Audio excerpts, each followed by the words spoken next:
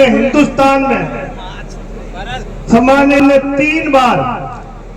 आपके सहयोग से सम्मान्य हमारे यशस्वी प्रधानमंत्री नरेंद्र मोदी जी को तीसरी बार प्रधानमंत्री बनाने में आपका सहयोग था। आपके 11 साल के कार्यकाल में निश्चित रूप से हमारे यशस्वी प्रधानमंत्री जी ने ऐसे काम करके दिखाए हैं जो हमारे पूर्वज उनकी आशा लगाए बैठे थे, वो काम करके दिखाए और इस हिंदुस्तान का नाम रोशन करने वाले विश्व में सम्माननीय नरेंद्र मोदी साहब थे। इतना ही नहीं, मैं सम्माननीय यशस्वी प्रधानमंत्री जी का बहुत बहुत आभारी हूं कि उन्होंने राजस्थान में आप लोगों से सहयोग से भारतीय जनता पार्टी की सरकार बनी और एक किसान के बेटे को यहाँ का जिम्मेदारी सौंपी सम्मान्य भजनलाल जी को। जो दर्द, जो किसानों का दर्द, जो हमारे युवाओं का दर्द और हमारे पिछड़ों का और किसानों का दर्द सुनने वाले ऐसे यशस्वी मुख्यमंत्री भजनलाल जी शर्मा ने सबसे पहले, अगर माननीय नरेंद्र मोदी जी का जो विजन था,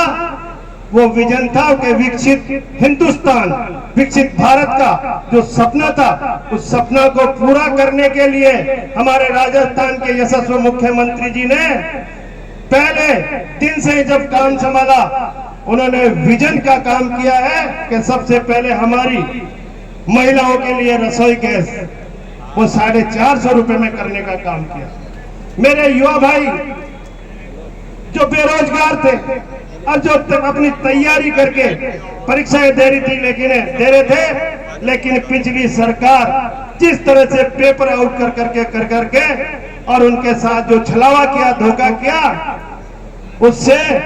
उनको आते ही मुख्यमंत्री जी ने बनते ही एसआईटी का गठन करके और 100 से ज्यादा लोगों को जेल में डालने का काम किया।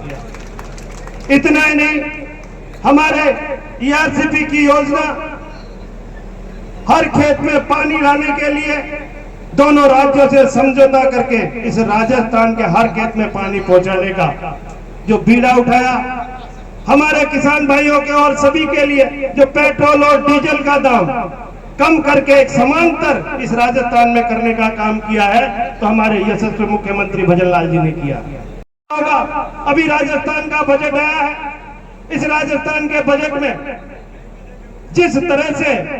पूरे क्षेत्र को, पूरे वर्गों को समाहित करके बजट दिया है, जिस बजट की पूरे राजस्थान में वाहवाही हुई है,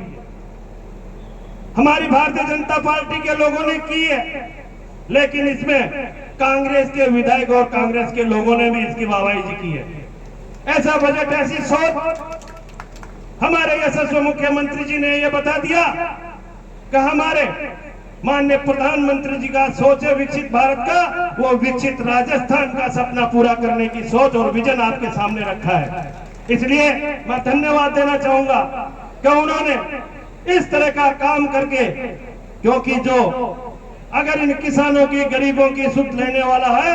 तो एक गांव में बसने वाला किसान ही उसकी सुध ले सकता है। इसलिए मैं आप लोगों को भी बहुत बहुत धन्यवाद देना चाहूंगा और आपका आभारी हूं।